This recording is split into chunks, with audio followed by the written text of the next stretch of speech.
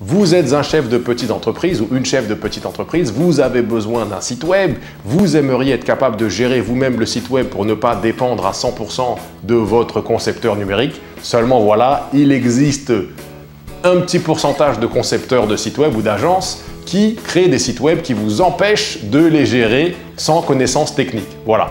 Donc, vous êtes obligé de passer par eux, donc vous êtes obligé de les payer 100 $ pour enlever une virgule sur le site web.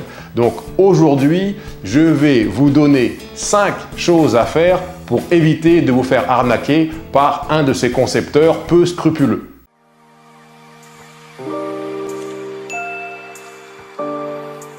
Très important de regarder cette vidéo jusqu'à la fin. Je vais vous expliquer ce que c'est qu'un CMS. Donc en fait, un CMS est un système de gestion de contenu, voilà, qui permet à n'importe quel individu de gérer son contenu sans avoir de connaissances techniques. Voilà, il y a énormément de CMS, WordPress, Joomla, Drupal, etc., etc.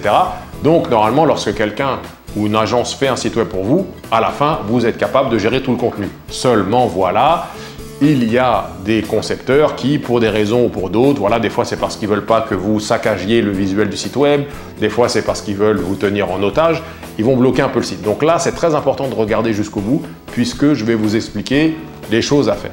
Mon nom est Steve, je suis conseiller numérique chez DMS. Nous aidons les chefs de petites entreprises comme vous à avoir une image persuasive sur Internet et obtenir des clients sur le web. Alors, avant que je vous donne ces 5 astuces, cliquez sur like, cliquez sur oui, merci beaucoup, j'aime cette vidéo, tu m'as aidé et c'est gentil. Ou alors cliquez sur unlike, tu as perdu mon temps, tu es une et je ne veux plus jamais te voir. Cliquez là-dessus, on a besoin de savoir ça. Si c'est nul, eh ben, on va essayer de faire des meilleures vidéos.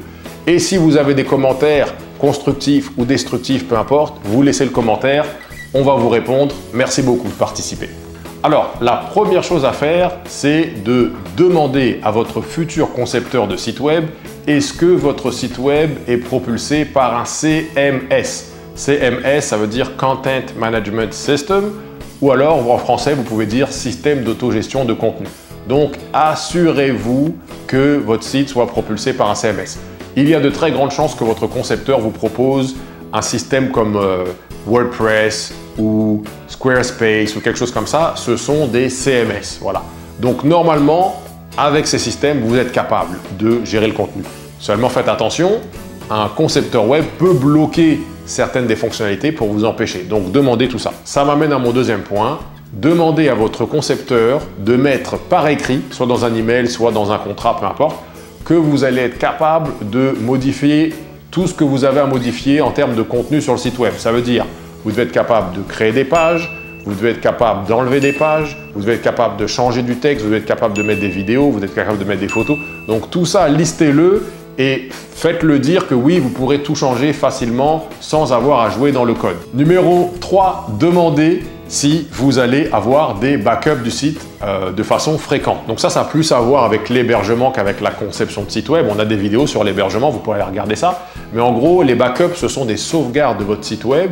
C'est très important parce que si vous commencez à vous amuser à faire des changements sur le site et que vous faites une niaiserie, eh bien, avec un backup, vous pouvez revenir assez facilement à la version précédente du site. Et donc, voilà. D'ailleurs, c'est quelque chose qui nous est arrivé. On avait un de nos clients, hotandcold.ca. Le client avait essayé de faire des changements sur son site. J'étais en présentation d'offre de service. J'ai voulu montrer son site pour montrer un petit peu un exemple. Son site était horrible. J'ai dit, oh là là, qu'est-ce que c'est que ça? Après la présentation, je l'ai appelé. Je lui ai dit, hey, je t'ai donné les accès hier. Qu'est-ce qui se passe? Oui, j'ai fait des changements. Oh mon Dieu, j'ai fait n'importe quoi. Comment on fait? T'inquiète pas, on a des backups. Ça fait partie de l'hébergement. On lui a remis son site en, allez, 2 minutes, quelque chose comme ça. Donc c'est très important d'avoir des backups. Si jamais vous avez un site WordPress et que vous avez besoin de faire des backups, etc., vous pouvez nous demander de vous aider. Sinon, je vais mettre un lien là dans la description d'un système de WordPress qui permet de faire des backups assez simplement. Voilà, donc vous cliquez là-dessus, vous l'installez sur votre site et vous aurez vos backups en tout temps. Numéro 4, contactez les clients actuels de ce concepteur ou de cette agence et demandez-leur comment est-ce qu'ils sont en mesure de faire leurs changements. Voilà, donc demandez-leur est-ce que vous pouvez changer des pages, est-ce que vous pouvez faire ci, est-ce que vous pouvez faire ça, c'est vous qui le faites vous-même, est-ce que vous devez passer par eux, etc. Donc attention, il y a un petit bémol parce que souvent on va donner des accès aux clients et très souvent les clients ne vont même pas aller sur le site, faire des changements, etc. Donc ça se peut qu'ils aient l'accès mais qu'ils ne le savent même pas parce qu'ils ne l'utilisent pas. C'est très possible, mais au moins demandez-le. La cinquième chose à faire, c'est de demander une démonstration. Avant d'acheter le site web, il faut que le fournisseur de services, voilà, agence, pigiste, peu importe, vous montre, voilà, que vous pouvez tout changer. Voilà, il se connecte, il vous montre, voilà, ici on change le menu, ici on peut mettre le texte, ici on peut faire ci, ici on peut faire ça. Et il doit même peut-être même vous laisser essayer vous-même, voilà, pour que vous voyez comment ça marche. Je vais rajouter un dernier point que je n'avais pas prévu dans la vidéo, c'est un point numéro 6. Donc là, vous voulez aussi recevoir un guide d'utilisation ou une formation qui va vous montrer comment faire les changements sur votre site web. Voilà, nous chez DMS, on donne les deux à nos clients. Un guide et une formation, comme ça ils savent qu'ils peuvent tout faire. J'espère que vous avez aimé cette vidéo, que vous l'avez trouvée pertinente. Voilà, si c'est le cas, vous cliquez sur like, vous vous abonnez, etc.